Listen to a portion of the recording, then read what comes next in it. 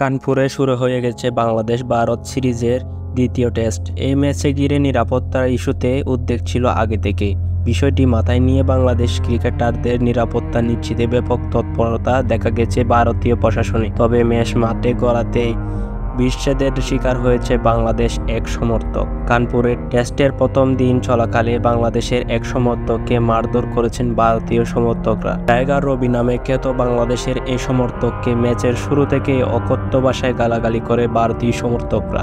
পরিস্থিতি বুঝতে পেরে গ্যালারি থেকে এক কোণে সরে যান রবি। সেখানে বসে খেলা দেখছিলেন, কিন্তু এত চেষ্টা করেও রক্ষা হলো না। প্রথম সেশনে খেলা শেষে রবি যখন গ্যালারির একটু নিচের দিকে নামেন, তখন তাকে মারধর করেন ভারতীয় কিছু সমর্থক। ভারতীয়দের কিল ঘুষিতে রবি এতটাই আহত হন যে ওই স্থানেই মূর্ছা যান। কিছুক্ষণ পর স্থানীয় পুলিশ ঘটনাস্থলে হাজির হয়। তারা রবিকে মাঠে প্রাথমিক চিকিৎসা দেওয়ার চেষ্টা করেন। এরপর সেখান থেকে তাকে একটি গাড়ি করে হাসপাতালে নিয়ে যান বলে জানা গেছে।